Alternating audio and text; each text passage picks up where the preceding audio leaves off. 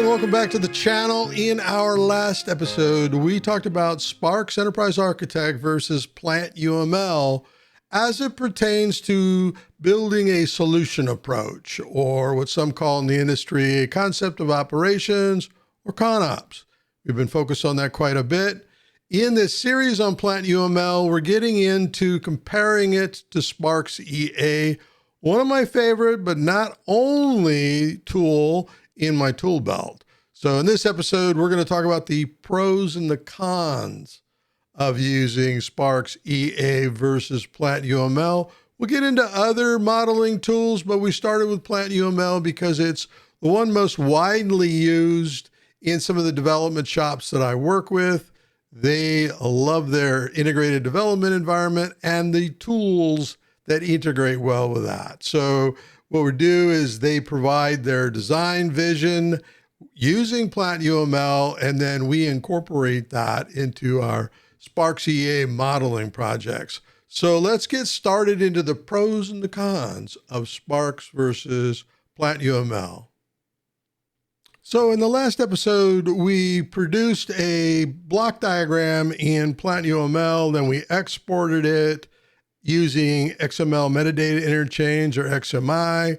And then what we did was we imported those same models into Sparx Enterprise Architect. But you will notice that it came in with no connections. All the connections that were in PlantUML are not showing up here. So class elements, at least we can bring in the elements, but with other model types in PlantUML, XMI does not work without a lot of work.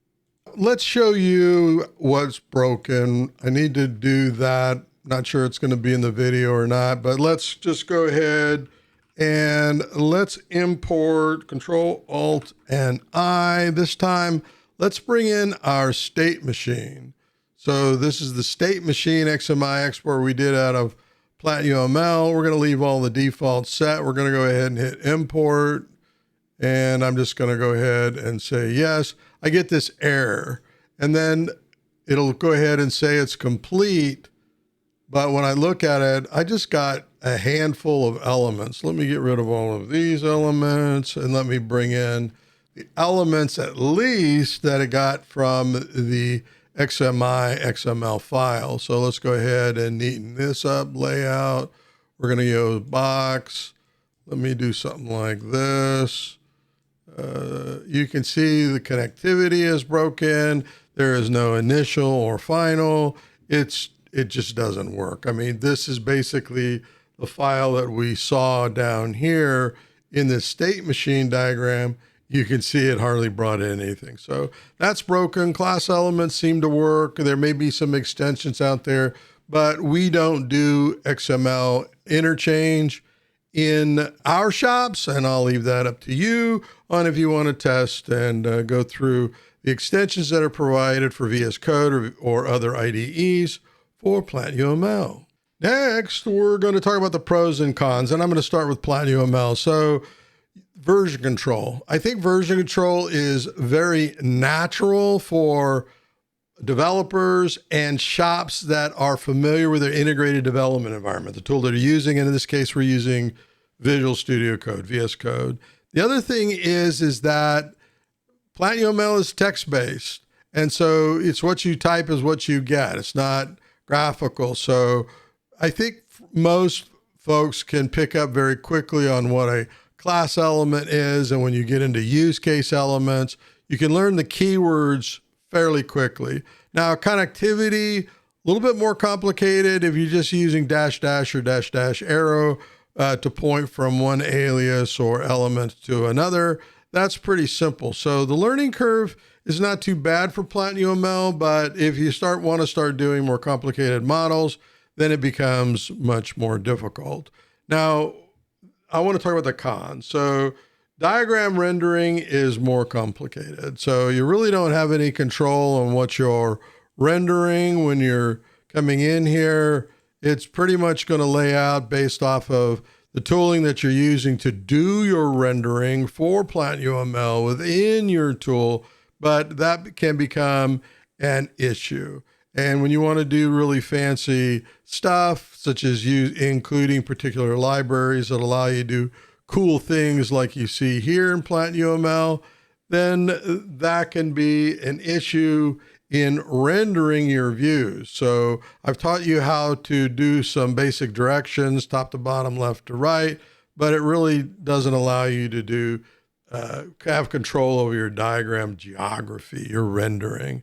The other thing is reuse is based off copy and paste. So if you come across something that you want to reuse, you pretty much are going to select either the entire model or particular elements that are in the model file, and you're going to copy and paste. And there's a lot of errors that can take place when you're doing that.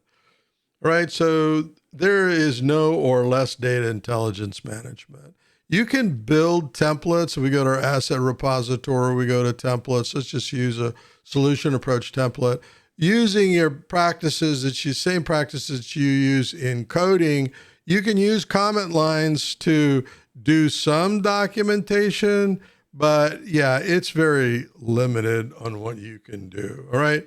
And it's more difficult to model or manage modeled diagrams and elements as assets in this tool. Yes, you have version control, but again, if you want to reuse those assets across other projects, across other integrated development environments, you may be using your version control system to help dip into your asset repository to bring those in, but it's a lot more difficult to manage your assets in this particular tool, and I'm pointing to Visual Studio Code, than it is in Sparx Enterprise Architect. So these are the pros and cons you have to deal with. There's a steep learning curve. Its initial difficulty is getting started. Your developers that are familiar with the IDE and can pick up PlantUML is a pretty simple language to pick up. UML is, from a very basics perspective, is easy to pick up. So those are just some of the pros and cons that we notice in PlantUML. Let's talk about Sparx next. All right, with Sparx Enterprise Architect, the pros and the cons, the pros list would take an hour in itself to cover. There's just so many benefits in using this. The first one we're going to talk about is version control. And the powerful thing about Sparx is that it's scalable. I mean, you can version control at the package level, you can version control at the element level, you can version control at the attribute level, and so much more, all right? And then you can integrate with many types of version control systems that are used. You can baseline your particular models. You can create versions of your baselines, your snapshots, and I could just go on and on about version control. So very powerful there. In Sparx 17, they introduced timelines. So timelines, if you go to design, you can get the timelines right here. I happen to have it up in the upper right-hand corner. And this allows you during your session to show where you are in a timeline. So at this date and time, we were here. At this date and time, we were here. Then what you can do is you can save these timelines, these snapshots, because during a conference call or a session, you may have lots of changes during your collaboration exercise. So timelines is extremely powerful. Sparx is a graphical modeling tool. In other words, you have a toolbox here with preformed elements that match the UML specification, including a plethora of metadata.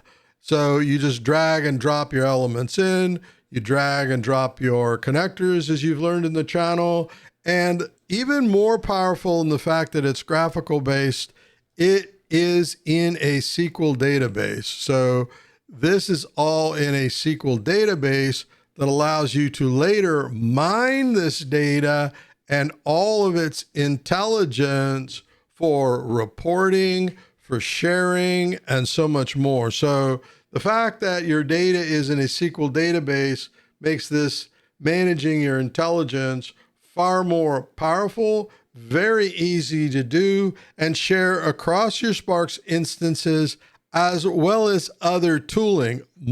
Even more important and more powerful is the fact that we take all of our data and we will export that, load it into our data warehouse for additional machine learning and AI as far as what's going on across our company. So outside of stating that Sparx is a model-driven architecture, a model-driven modeling environment, it has a much higher return on investment, which essentially we'll get into in later episodes, but I can model this block diagram in a matter of minutes, where in other tooling, it can take 10 times longer or even hours to do the same model, the same diagram. More importantly, I can manage the data from various perspectives that's across all of these elements, and I can slice and dice how I want to view this data as far as its connectivity and its relationships. So I have a multitude of ways in which I can slice and dice my intelligence, my models, all the way down to not only model driven, but it also drives coding. So I can integrate the elements with my code repository. I can create pseudocode as the developers are working from a model-driven perspective, model-driven architecture, model-driven development. We're able to actually reverse engineer the coding that's done from the other direction. I don't have a lot of shops that are coding in Sparx and then driving the changes into their development environments. I know that the Sparx Systems company, all this tool is actually built, modeled, and developed right in Sparx as the integrated development environment. We don't expect that in others, but the return on investment in using this model-based platform is extremely beneficial. All right, as I'd stated, I could talk for hours on this, and I really want to keep this shorter than it's becoming. So a couple others really quickly. I talked about this earlier, that Sparx was one of the first tools to get with the industry standard OSLC, that's Open Services for Lifecycle Collaboration. There's a lot of tooling in the industry that supports OSLC and integrates very well with those toolings bidirectionally. So you can model and produce intelligence in Sparx and then drive that immediately into other tools, and even vice versa. Like for instance, Jira and Lazian were able to use OSLC to be able to develop and manage our projects in something like Jira, and then reverse engineer or integrate with Jira to bring that intelligence, those user stories, requirements, etc., into the Sparx environment for other traceability and management. So very important pro there as we continue. All right, another pro is the fact that the learning curve to be able to hit the ground running with Sparx and start modeling is extremely quick. And I know that a lot of folks are, well, this is very complicated tools, and we're only using 1 or 5% of the capability. In other words, just doing boxes and lines. They may start there, but very quickly are going to grow into taking advantage of the collaboration capabilities, the modeling capabilities, the teamwork capabilities, integrating SQL environments, project environments, and so much more. So they're going to quickly pick up the gains in return on investment, faster delivery, better use and reuse of the work they've done. They're not starting from scratch each time. So better understanding of UML, modelers can get up to speed rapidly. And then the last one that I'm going to talk about, there's certainly many more, provides highly collaborative tooling and knowledge sharing. So you've got libraries that you can build on. There's glossaries and dictionaries that you can use to support ubiquitous language as you're going across your project delivery. So I think that it's very important that folks understand the collaborative capabilities, the ability to discuss and review in real time. Many people can be plugged into your SQL or your Cloud SQL environment and be working at the same time. So very collaborative tooling. I think one of the best in the industry. So that is another pro. Let's jump into some of the cons. Now, I don't believe this is a con, but I hear from a lot of different shops or companies where I'm introducing Sparx as tooling, and that's cost may be a factor. And so all I state is we just sit down and we do a return on investment scenario, look at their cost of labor, what tooling are they using today, where's waste, and we can quickly eliminate that con as we're going. The other con that I hear from others, I don't believe it is true in most cases, and that's learning curve. So the learning curve varies based on model strategies. So it can be offset with learning aids, libraries, glossaries, templates, and there's so much more that I started to talk about in Sparx, but that's just another con. Those are the only cons that I have. I really think that Sparx is the best tool overall. I've used dozens in the industry. I'm not going to mention all of them, from open source tooling to tools from IBM like Rational. I started in Rational, which then later acquired by IBM, and the RSA is all a very expensive modeling tool. But that's a very good tool, integrates well naturally with their integrated development environment and Eclipse, but Sparx outperforms it, and I've proved that several times.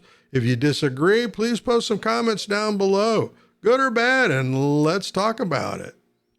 All right, we're going to wrap up now. I hope this video has helped you. More importantly, I hope that you provide some feedback on your experiences with modeling tools with Sparx and or PlantUML in particular. So we've got a lot more to cover. I really need to get back to basics. I've got a ton of questions from most of you, and I really appreciate the feedback and the submission. So what I'll try to do is get to those in some sort of order. Again, we're very busy right now working with other groups, developing their modeling training material and getting their architects started. 2025 was extremely busy. A lot of folks were transitioning from Windows desktops to Linux desktops, and Sparx runs on Linux. There's some challenges that are still there between my Mac users and my Linux users, but it's a pretty simple transition. I'll try to build a series around that. It seems to be very popular outside of the shops that I work with in 2026. So let me know what your feelings are and what you would like to see, and I'll try to get into that. So we've got to get back into basics with Sparx. A lot of people are just coming into Sparx Enterprise Architect, and their shops are using tools like Lucidchart, which I love. Draw.io is another tool we use quite a bit, especially integrated with Atlazy and Wiki. And of course, PlantUML, which was the first non-Sparx tool that we chose. So look forward to getting into that. But until that next exercise, that next episode, happy modeling, huh?